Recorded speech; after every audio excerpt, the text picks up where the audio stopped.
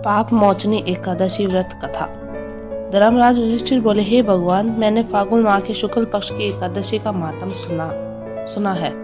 अब आप चैत्र माह के कृष्ण पक्ष की एकादशी के बारे में बताइए। इस एकादशी का नाम, इसमें कौन से देवता की पूजा होती है तथा विधि क्या है, सो सबसे विस्तार पूर्वक कहिए। श्री कृष्ण भगवान बोले, हे राजन, एक समय मानदाता ने लोमेश ऋषि से ऐसा ही प्रश्न पूछा था। तब लोमेश ऋषि ने उत्तर दिया, हे राजन, चैत्र माह के कृष्ण पक्ष की एकादशी का नाम पाप मोचनी है। इस व्रत के प्रभाव से मनुष्य के अनेक पाप नष्ट हो जाते हैं। इसकी कथा इस प्रकार है। प्राचीन समय में एक चैत्र रथ वन में अप्सराएं वास करती थी। वहाँ हर समय बसंत रहता था। उस वन में एक मेधावी नामक मुनि तपस्या करते थे। वे शिव भक्त थे। एक दिन मंजू घोषा नामक एक अप्सरा उनको मोहित करने के लिए सितार बजाकर मधुर गाने लगी। उस समय शिव के शत्रु अनंग कामदेव भी शिव भक्त मेधावी मुनि को जीतने के लिए तैयार हुए। कामदेव ने उस सुंदर अप्सरा के भूम को धनुष बनाया, कटाक्ष को उसकी प्रत्यंचा डोरी बनाई, उसके नेत्रों को उसके संकेत बनाए, पूंछों को कूरी बनाई, उस मंजू घोषा अप्सरा को सेनापति बनाया। इस तरह कामदेव अपने शत्रु भक्त को जीतने को तैयार हुआ। इस समय मेधावी मुनि भी युवा तथा हष्टपुष्ट थे। उन्होंने यज्ञ पवित्र तथा दंड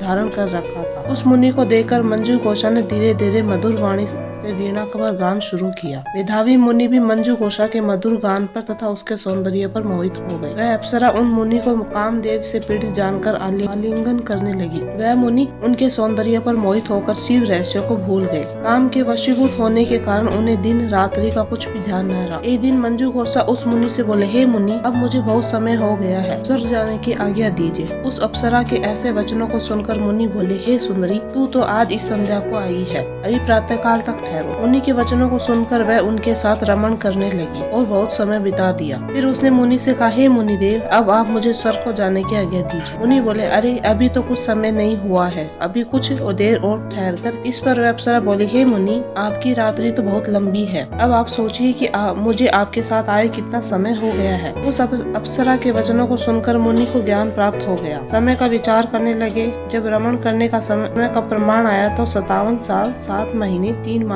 दिन ज्ञात हुए। तो उस अप्सरा को काल के रूप में समझने लगे। वह मान क्रोधित हुए, तब नाश करने वाली अप्सरा की तरफ देखने लगी। उनके अधर कांपने लगे, इंद्रियां व्याकुल होने लगी। वह मुनि उस अप्सरा से बोले, हे दुष्ट, मेरे तप को नष्ट करने वाली, तू अब मेरे शाप से पिचासनी हो जा। तू मान पापिनी और दुराचारिणी है, तुझे धिक्कार है। उस मुनि के श्राप से वह पिचासनी हो गई। तब वह बोली, हे मुनि, अब मुझ पर क्रोध को त्याग कर प्रसन्न हो जाइए, श्राप का निवारण कीजिए। तब मुनि को कुछ शांति मिली और पिचासनी से बोले, रे दुष्ट, मैं शाप से छुटने का उपाय बतलाता हूँ। चैत्र माह के कृष्ण पक्ष की जो एकादशी है, उसका नाम पाप मोचनी है। उस एकादशी का व्रत करने से तेरी पिचासनी देह छूट जाएगी। इस प्रकार मुनि ने उसको समस्त विधि बतला दी और अपने पिता च्यवन ऋषि के पास गए। च्यवन ऋषि अपने पुत्र को देखकर बोले, हे पुत्र, तूने यह क्या किया? तेरे समस्त तप नष्ट हो गया। मेधावी बोले, हे पिताजी, मैंने बहुत बड़ा पाप किया है, आप उसके छुटने का कोई उपाय बतलाइए। च्यवन ऋषि बोले, हे तात, तुम चैत्र माह के कृष्ण पक्ष की पाप मोचनी नाम की एकादशी का विधि तथा भक्ति पूर्वक व्रत करो। वचनों को सुनकर मेधावी ऋषि ने पाप मोचनी एकादशी को विधि पूर्वक उपवास किया। उसके प्रभाव से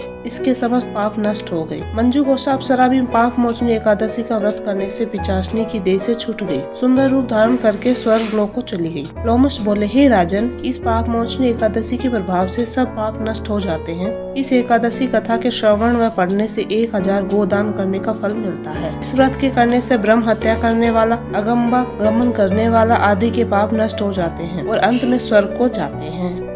फलाहार, चिरौंजी, मेवा, दूध की मिठाइयाँ, दूध, फल। हरे कृष्ण, राधे राधे।